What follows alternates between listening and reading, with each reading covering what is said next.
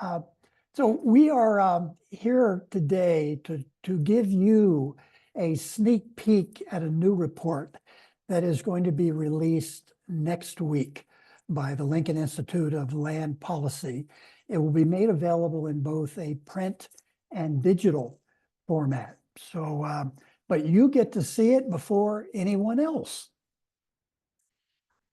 It's been prepared by the Center for CLT Innovation, as we used to be called. We're now named the International Center for Community Land Trust.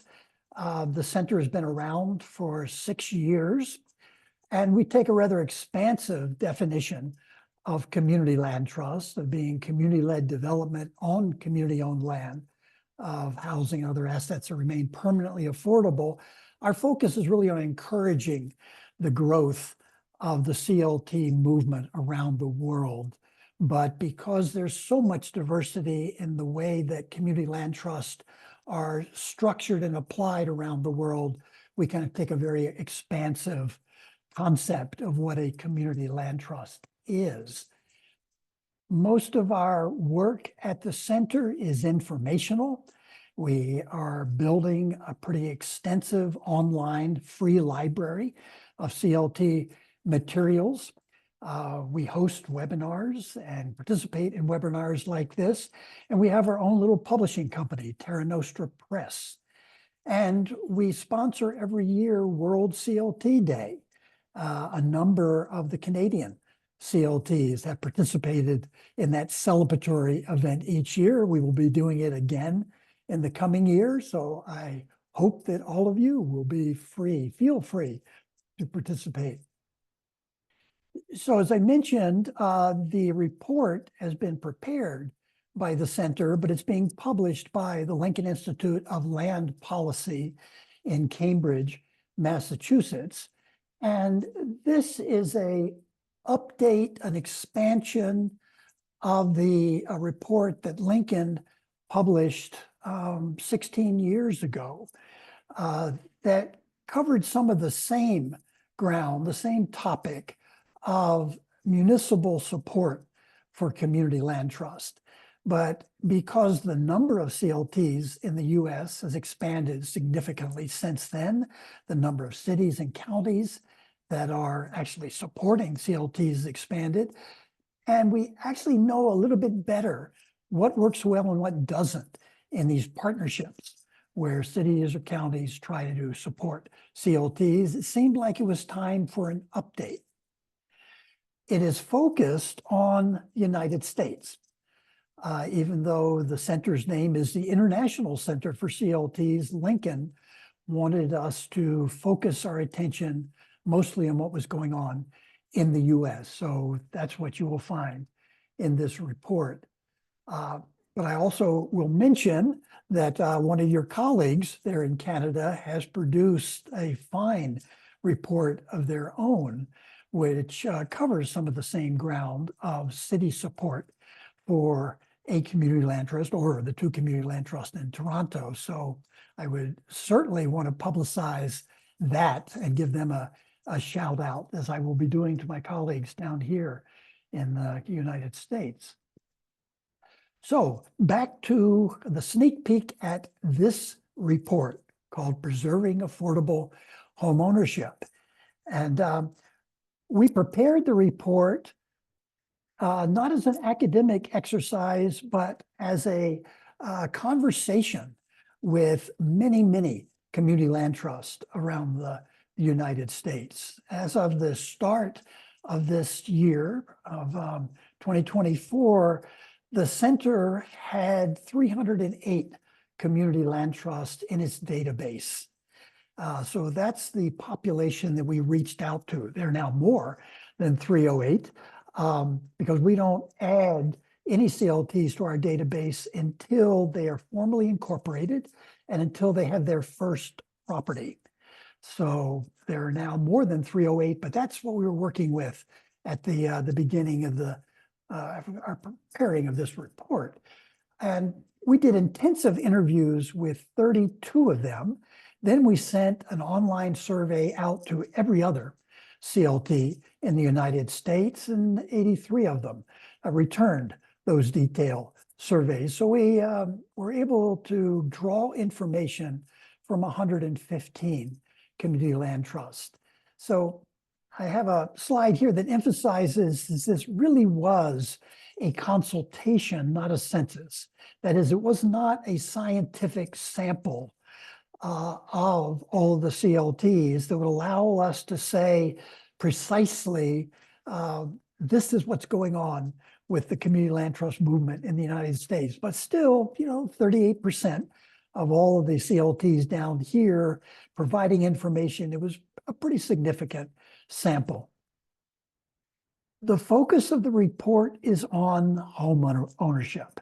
And I know that home ownership has not been the focus of most of the CLTs to date in Canada, but we needed to focus on home ownership in this report for the United States because it remains the principal activity of most of the community land trust in the United States.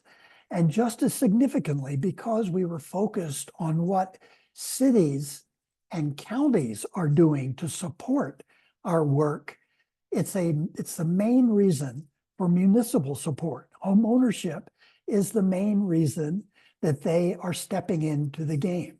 In fact, we asked those 115 community land trusts, why have you received support from your municipal governments? I mean, what's the main reason that they have given you, or that you suspect they're supporting your work? And as you can see, home ownership is still the top one. But also take a look at number 2, because it's not just about making home ownership opportunities available to populations who've been priced out of the market. It's also protecting the long-term affordability of those home ownership opportunities. So most of the report is focused not just on home ownership, but on what happens after the housing is built, after the housing is sold, after the housing is occupied. CLTs standing behind the deal. In fact, we make the case in this report that stewardship rather than production is really the CLT's forte. It's the principal value added that we bring to the table. And we use the shorthand term of CLTs are in the game to produce homes that last, protecting affordability, protecting the condition of the housing after it's built and occupied, and protecting the security of tenure for the people to whom we have sold the homes or to whom we're renting the homes, so that in good times and in bad, they're not forced out of their homes. We sometimes down here talk about the 3 faces of stewardship, and this is what we mean by stewardship. Or more simply still, one of our colleagues used to refer to community land trust as we're the developer that doesn't go away. So I'm going to just go through and highlight some of the trends that we discovered in the growth and development of community land trusts themselves down here in the United States. Then we'll pause for some questions and comments from you.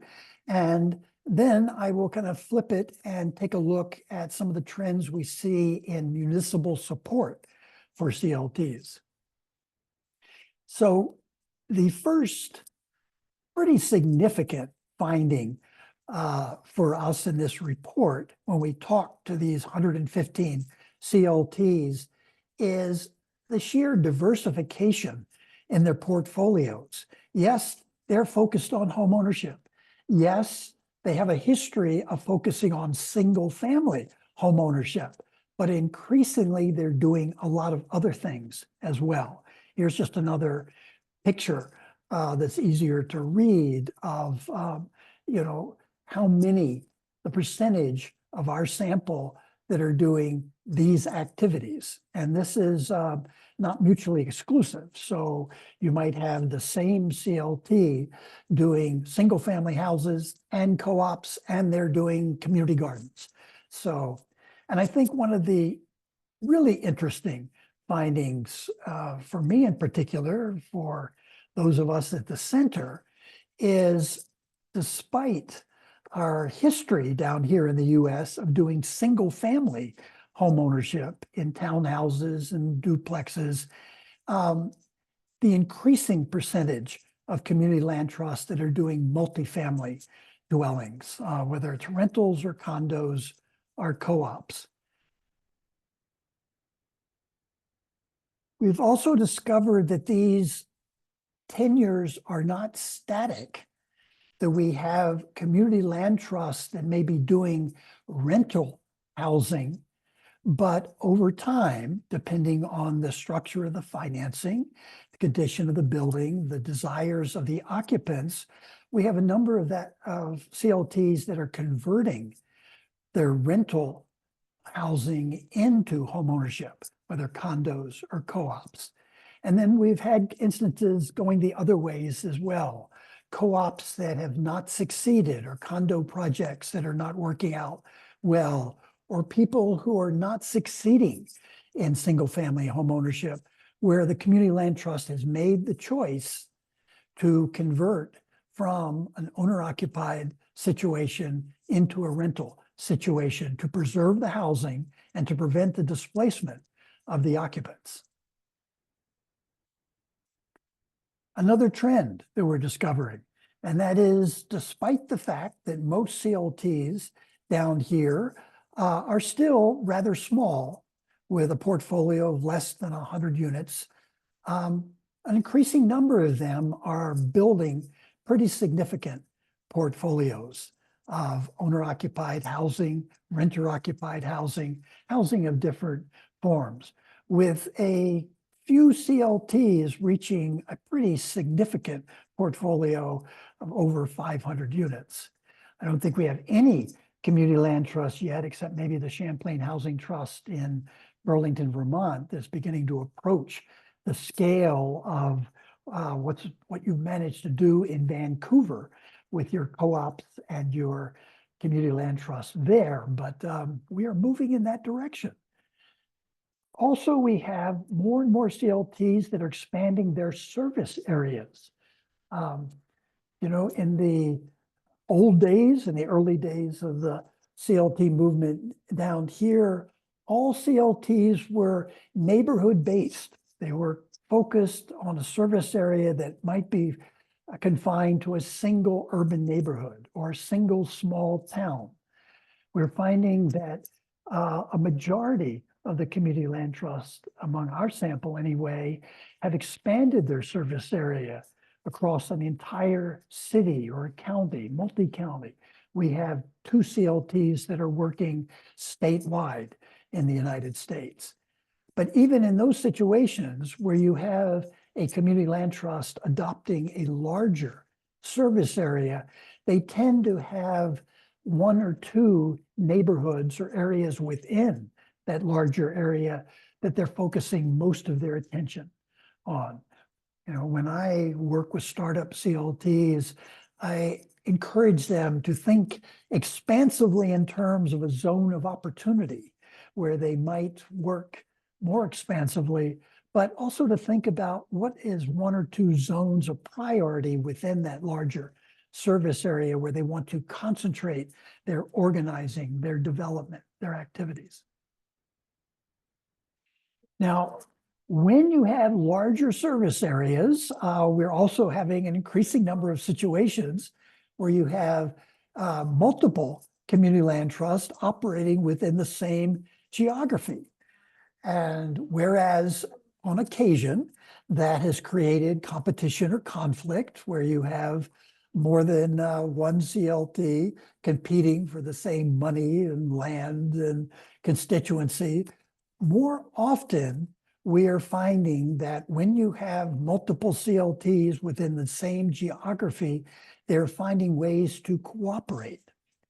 In fact, we have a pretty significant rise in networks and coalitions of community land trust in the United States, whether organized at the national level or the regional level, state or metro-wide.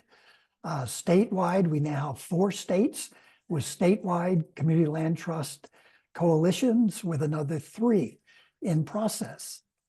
And while I'm on the topic of coalitions, I should probably give a nod of respect to the fact that we now have 7 national networks that have occurred around the world. This is becoming quite significant in a number of countries where they're either in the process of organizing a countrywide network, or they have, as in the case of Canada and the United States, have a pretty well-established CLT network.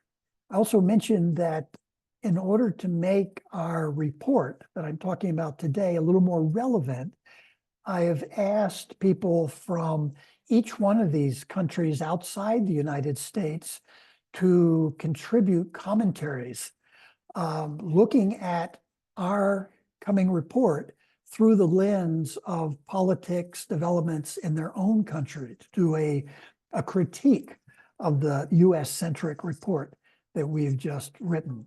Susanna Bunce has agreed to write that commentary from the point of view of Canada.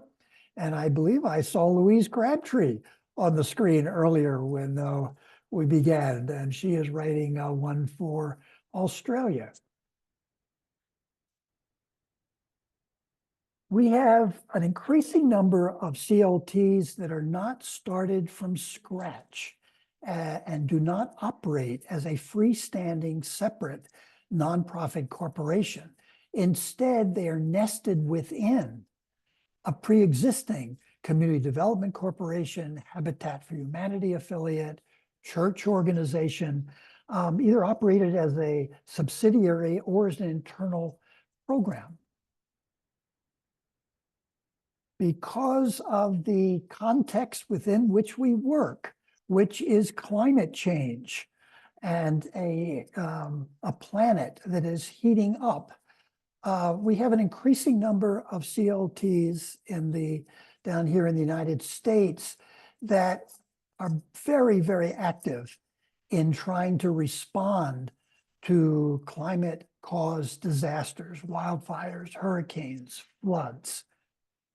And we have an increasing commitment among community land trusts of looking down the road and saying, look, if we are indeed the developer that doesn't go away, if we are committed equally to both equitable development and sustainable development, then what can we do as a movement to not perhaps prevent climate change, but at least not to make it worse?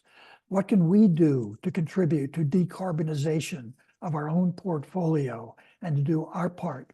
And we have an increasing number of community land trusts that are orienting their programs quite explicitly to try to mitigate, to prevent the problems of caused by climate. And then down here, as I believe up in Canada, we have community land trusts that are making a very conscious commitment to looking at land-back initiatives for Indigenous peoples, addressing the racial equity gap in the United States, where Black and Brown people have been excluded from the opportunity to own homes and build wealth. So we document in this report a number of cases of community land trusts that have made that explicit commitment to racial equity in their work, not just as a byproduct of what they do, but as a priority of their programming. All right, I'm going to stop my conversation here for a moment and give the screen back to Nat and see what sort of comments or questions you might have. Nat, back to you. Hey, thanks, John. So yeah, I'm sure like me, you guys are desperate to read this report in full. It's very interesting. I'm wondering, does anyone have any comments at this point? I didn't see much in the chat, so please, you can raise your hand. on the Zoom raise hand function, or I know it's like it's really hidden now within like the react button, but if you can't find it, if you can't find it, you can just unmute and ask a question. It's fine. And I'm interested in particular of the relevance, the differences, the similarities that you might see between what's going on with community land trust in the United States and what is happening with your own work in Canada. So I think So it Rose may not be a question. It might just be a, oh, John, this is what's going on up here that's quite different than what you folks are trying to do down there. totally. Rose, I think I saw you unmute, so go for it. Yeah. So I don't have an answer to that. I'm sort of relatively new at this. But what I wondered, so thank you. That was really fascinating, what you've said so far. What I wondered is the geographic reach or focus. So that is, do you see a lot of the CLTs focusing on urban or rural, or are there CLTs that span both of those, and sort of what the trade-offs? It's a good question. I mean, certainly we have a diversity of urban, rural, suburban, mountain communities, southern communities. So we've got that geographic diversity where we have community land trusts serving both rural areas and urban areas and in between. As we've had an increasing number of community land trusts expand their service areas, they find themselves sometimes doing both multi-unit projects in their urban setting and single-family detached houses and duplexes outside of the urban neighborhood because land is a little cheaper and you don't need to have as much density if you're outside the urban core. So it's just, I say it's all over the place. There's no either or here, it's both and. I will say that one of our challenges, because I have a long time commitment in prompting, persuading, cajoling my CLT colleagues to always try to keep the C in CLT, to make sure this is a community land trust. And the larger your service area, the bigger the population you're trying to serve becomes, the more challenging it happens to be to keep people engaged, keep people actively involved in the community land trust. So larger service areas, larger portfolios certainly have challenges of their own. Maybe I'll swing it next to you, Erica. Can you hear me? Yep. Yes. When you were describing the different sorts of units that people are looking after in their community land trust, multifamily units as being something that is looking like a trend. Can you define multifamily versus a building that's got many family units in it? I'm not sure where you were going with that. In the early days of community land trust down here, almost all community land trusts were focused on single-family detached houses. As more urban CLTs arose with higher land cost and more need for density, then they started moving toward attached townhouses, row houses. And now it's also houses that are multi-story, that have many units within the same footprint, the same building. So that's the trend we're moving toward, particularly in urban areas. Okay, yeah, just I guess it was a terminology thing because multifamily, it struck me as a single unit would have an extended family living in it. I see what you're saying. Multifamily within the same dwelling space. Thank you. That could well be what I was talking about. It was not. Okay, thank you. We can take one last question from Jordan Rodier, and then we can carry on with part B, John. Great, thank you. Thanks, John. Fantastic presentation, really interesting. I am trying to explore community land trusts as a mechanism for partners to provide land to a multifamily project. So a city or an entity that has land, and I imagine that it's for various reasons difficult for them to sell, right? It is against their mandate to sell it to the open market. It is against their mandate to dispose of land in any way. And the idea would be they would put a piece of land into the trust for a 99-year lease, and then a developer would build a building and a housing co-op or someone else would operate it. And in my mind, that provides the three legs of the stool for the kind of support. Have you seen anyone do this? And just thoughts on that idea? Thank you. Yes, and we will turn here in a moment to land donations by municipal governments.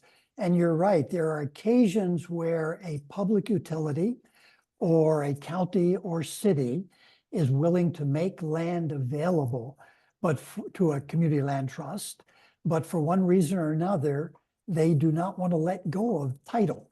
So in that case, a long-term ground lease to the community land trust makes sense. And then the community land trust turns around and subleases, has separate subleases for the buildings on that land. So it's not been done often, but it has been done. And it's certainly something you can do. It's something that's within the realm of the possible. Great, thank you. We see this in the commercial sector all the time, where you have a city or even a university that makes land available through a long-term ground lease to a nonprofit or for-profit developer. They put up buildings under a 99-year ground lease, and that the footprint is sublet to the developer. So that's pretty common in the commercial sector. It's less common in the residential sector. Yeah, exactly. Right. Use the existing tools and mechanisms we see out there to kind of create some new spaces. Exactly. I mean, people sometimes look at community land trust and they say, oh, this is such a strange idea, this idea of long-term ground leasing. Nobody does that. And all you have to do is look at the urban core of most North American cities, and probably a third to half of those buildings are on leased land. So it's very, very common in the commercial sector, shopping centers, McDonald's, McDonald's hamburger stands. Most of that is on leased land. So you just have to kind of say, hey, people have been doing this for 200 years in the commercial sector. It's just that we are now applying these existing tools, this existing legal framework to residential development and to neighborhood shops and mom and pop stores and retail. Again. Great question. All right, John, I think we can turn back to the second half now and get into it there. And like I said, folks, there'll be some more time for questions at the end. So thanks, John.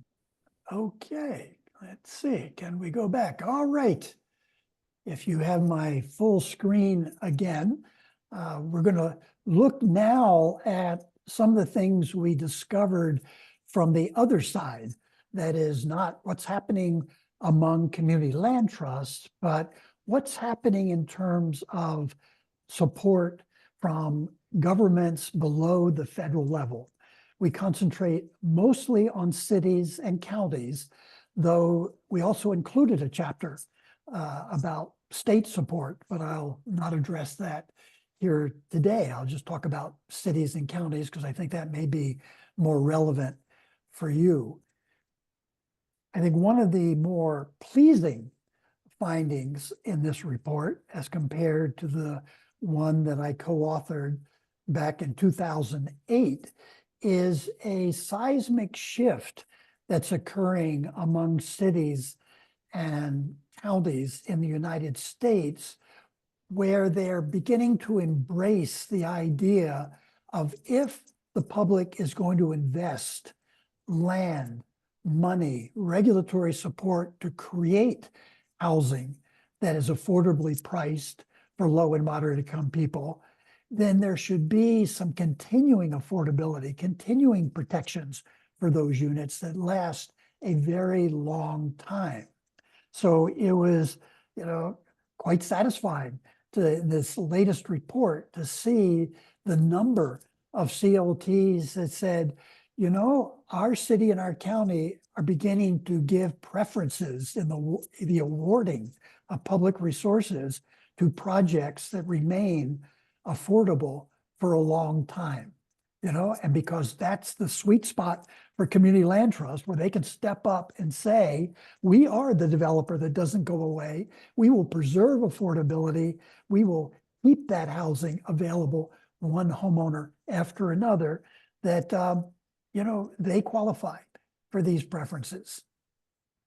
The other happy finding for me in particular is in the days 16 years ago, 20 years ago, even when you found a city or a county that was concerned with that leaky bucket of the units leaking out the bottom and their subsidies disappearing, they tended to say, well, let's just slap a deed covenant on these homes and they'll remain affordable, one homeowner after another. Well, I think what we've discovered over the last 20 years is that that's an urban myth. You slap a deed covenant on and it's not going to remain affordable. So many people can figure out a way to get around it. And what you need is somebody who stays in the picture. In this case, that somebody is a community land trust. That is the active stewardship standing behind the homes that have been made affordable in part through the public's investment.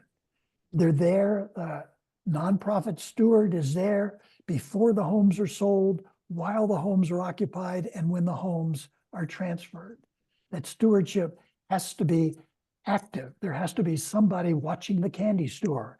And we have more cities and counties that now agree with that, and they're turning to CLTs saying, oh, okay, I get it. Private developers can develop, other nonprofit developers can develop, CLTs can do development, but what you really are good at is stewardship, standing behind the homes after they've been created. Another surprising finding from us looking at municipal support for CLTs is the number of municipalities that are actually stepping up and taking the lead in helping to start or to plan community land trust.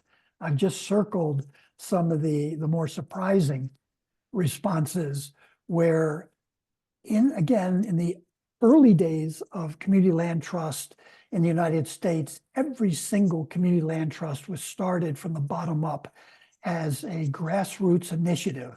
And we were always banging on the doors and windows of public officials, city officials saying, hey, look, hey, we're on the scene, we're doing good work, fund us.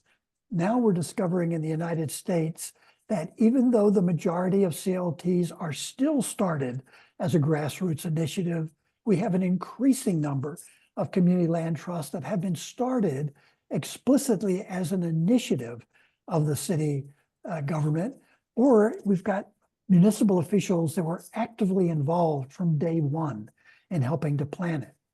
Has some challenges of its own we could talk about if you would like.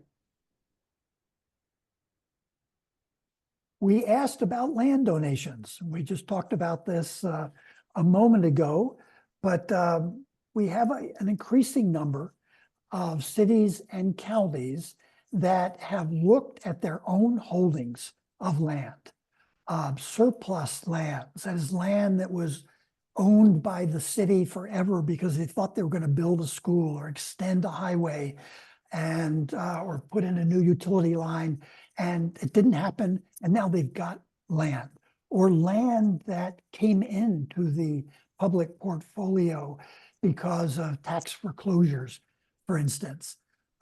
So we asked our 115 CLTs, have you ever received land from a municipal source?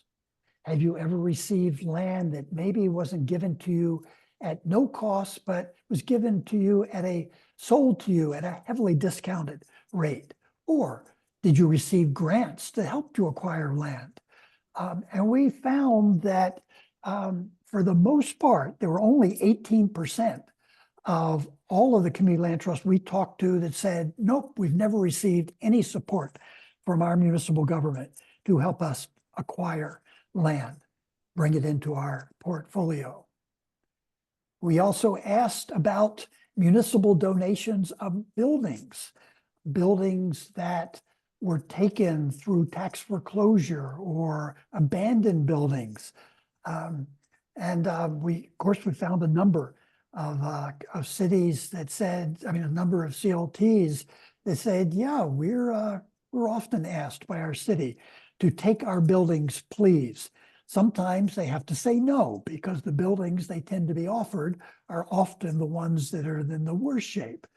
And even though I said that we concentrated this report on the United States, I could not avoid mentioning what had happened in Toronto with the sheer number of buildings that have been transferred from the city of Toronto to the two CLTs there. So one of my favorite pictures here of Joshua and a couple of colleagues holding up their sign.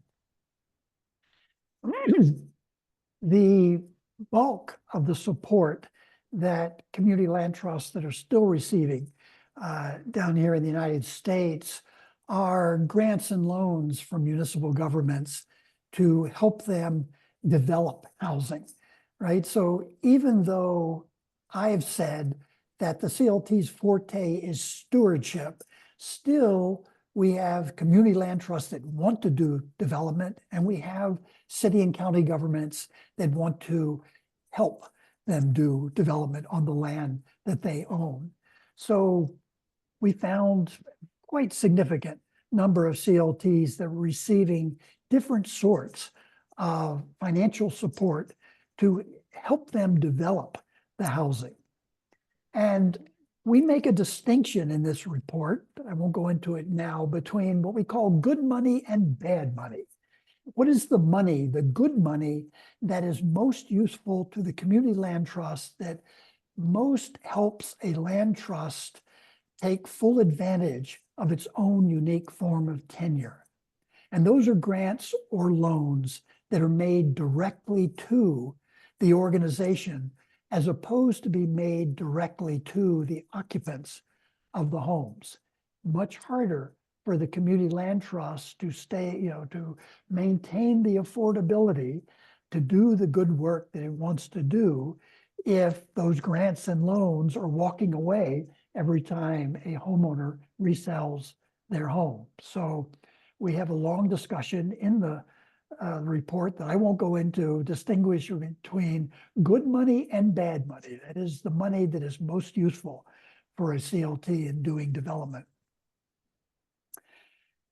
Quite significantly, CLTs are not only being supported by their municipal governments through donations and discounts of lands, of donations of buildings, grants and loans for development, but cities and counties in the United States have a whole array of regulatory powers and benefits that they can bestow that will write down the cost of development, write down the cost to buy a home.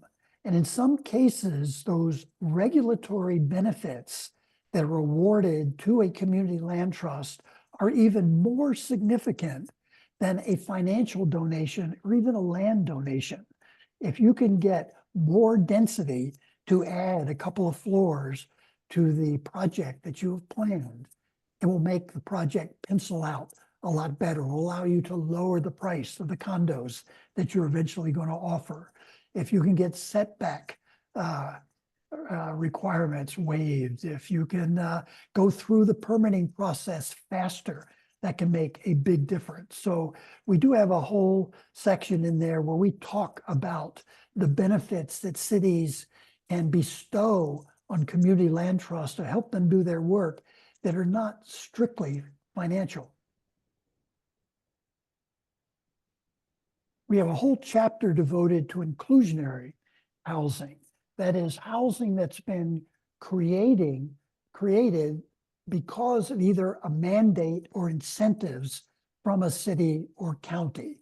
Usually it's a private developer that has had its arm twisted by the local city to say, look, we will give you a permit to develop 50 units of housing on this site, but 10% to 20% of those units have to be marketed at a price that's affordable to lower moderate income families. Now, we've had inclusionary zoning in the United States for almost 30 years, but in the early days, what happened, of course, is we would pry some of those units out of the hands of private developers. We would put a low-income family into those homes with very few protections for affordability, and within 5 to 10 years, those affordable units were lost. So increasingly, we have cities that have inclusionary zoning or are offering incentives to private developers that say, look, those inclusionary units that have been created by the private developer, we want you to work in partnership with a local CLT, where the CLT will help to market those units, select the families who are going to buy them, and then the CLT will stay in the deal forever to manage the resales and protect the affordability. We also look at the cost of stewardship. That is, how are community land trusts covering their own operating cost for taking care of those units that come into their portfolio?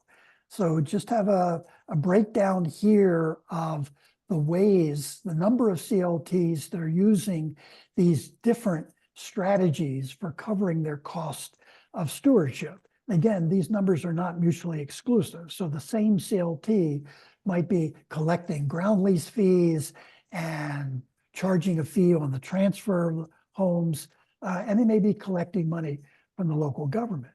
Now, we were struck by the fact that only 6 of the community land trusts we spoke to said that their local governments were giving them an annual fee, an annual grant, explicitly for the purpose of taking care of the units after they were developed, stewardship.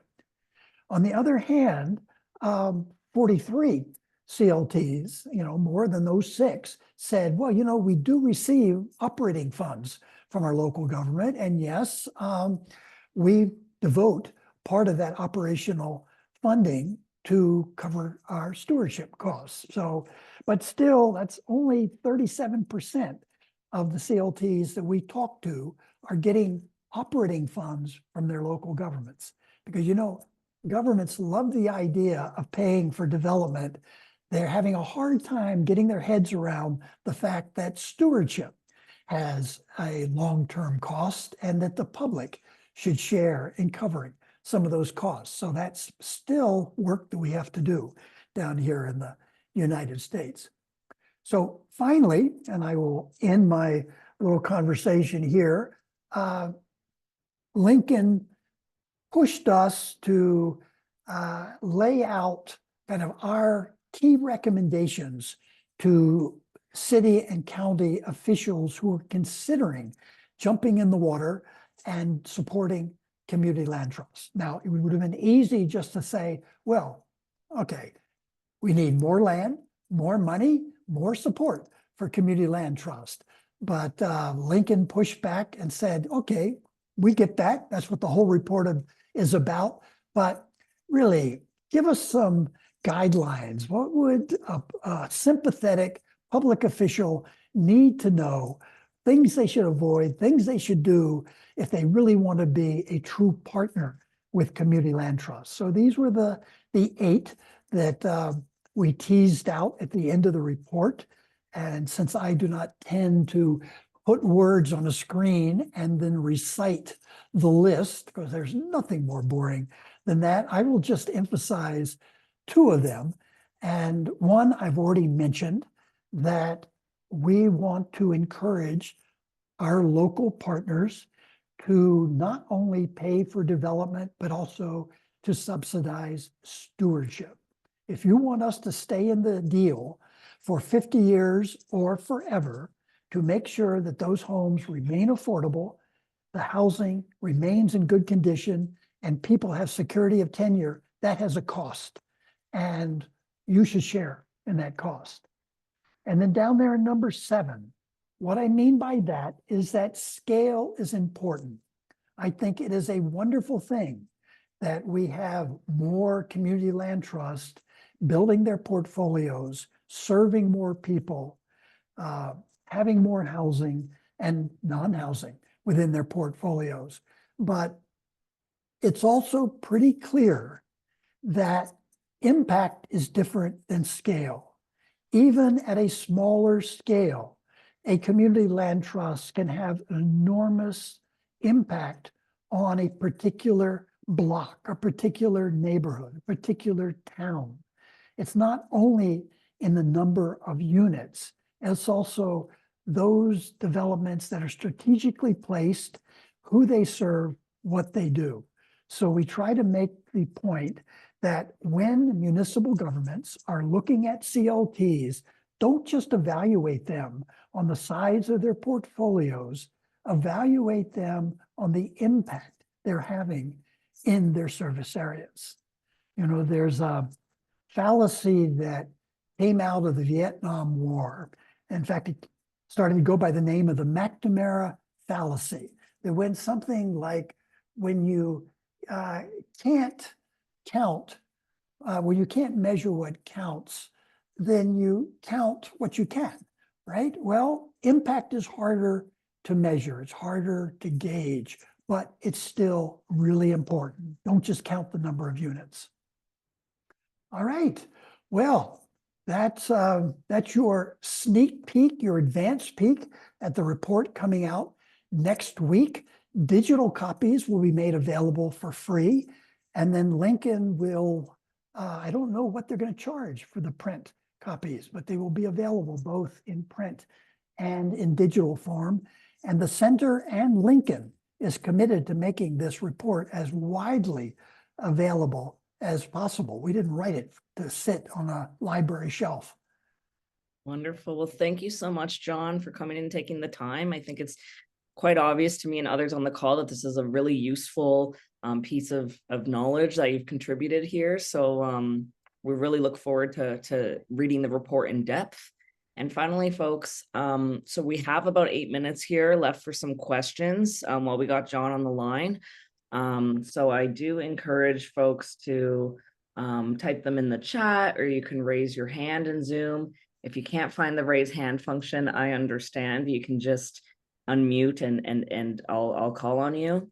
I also am gonna just drop a little plug into the chat that because I noticed there was a lot of folks, a lot of new names that I don't typically see at our events here today. So the Canadian Network, we do have a newsletter, we have a membership, we have our YouTube with many more webinars. And in fact, we have 2 more webinars coming up this month.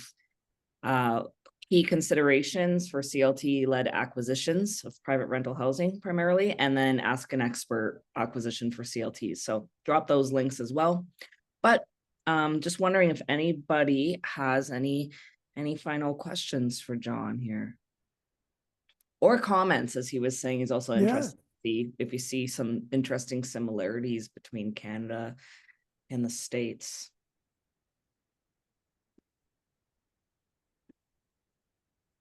Go for it, Rose.